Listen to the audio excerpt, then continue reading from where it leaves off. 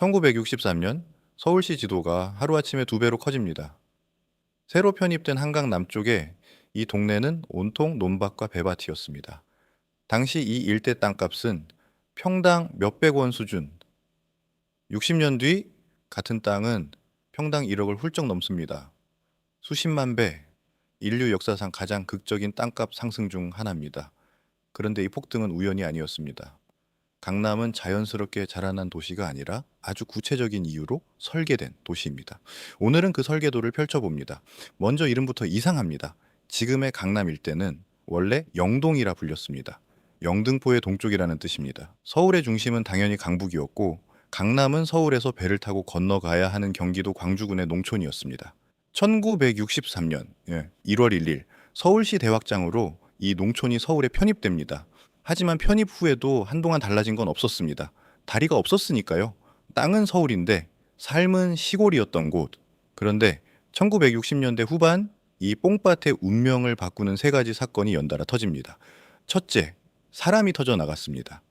산업화로 서울 인구는 폭발적으로 불어났고 강북만으로는 도저히 수용이 불가능했습니다. 새 땅이 필요했습니다. 둘째, 안보였습니다. 서울 도심은 휴전선에서 너무 가까웠습니다. 1.2.1 사태 같은 안보 위기를 겪으며 정부는 인구와 기능을 한강 이남으로 분산해야 한다는 결론에 도달합니다. 강남 개발은 부동산 정책이기 이전의 안보 정책이었습니다. 셋째, 길이 뚫렸습니다.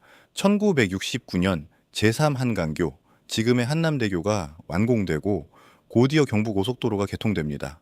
서울과 부산을 잇는 대동맥의 출발점이 바로 강남을 관통했습니다. 다리와 고속도로가 만나는 땅, 갑자기 이 뽕밭이 대한민국 교통의 요지가 된 겁니다.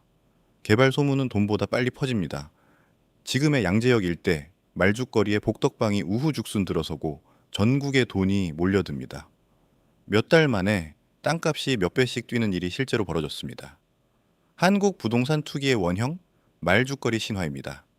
흥미로운 건 이 광풍의 큰손 중에 정부 관련 자금도 있었다는 연구들이 있다는 점입니다. 개발 정보를 아는 쪽이 먼저 사고 발표가 나면은 값이 뛰는 구조, 어디서 많이 본 패턴이죠. 이 패턴의 원조가 바로 여기였습니다. 그런데 문제가 하나 남았습니다. 땅값은 뛰는데 정작 사람들이 이사를 안 왔습니다. 학교도 직장도 문화도 전부 강북에 있었으니까요. 그래서 정부는 사람을 옮기는 가장 확실한 방법을 씁니다.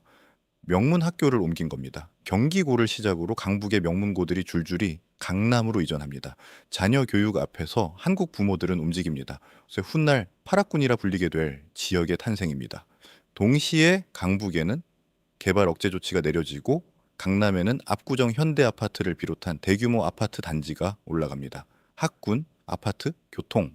오늘날 한국인이 집값을 말할 때 쓰는 공식 3가지가 전부 이 시기, 이 땅에서 발명됐습니다. 강남은 운 좋은 땅이 아니었습니다. 안보가 방향을 정했고 다리와 고속도로가 값을 매겼고 학교가 사람을 채웠습니다. 즉 강남 불패라는 믿음의 뿌리에는 시장이 아니라 설계가 있었습니다. 그렇다면 다음 질문은 이겁니다. 이 설계의 파도를 가장 먼저 올라탄 사람들은 누구였을까? 다음 편 1970년대 투기 열풍의 주인공 복부인의 탄생에서 이어집니다. 역사의 사각지대. 구독으로 함께 해주세요.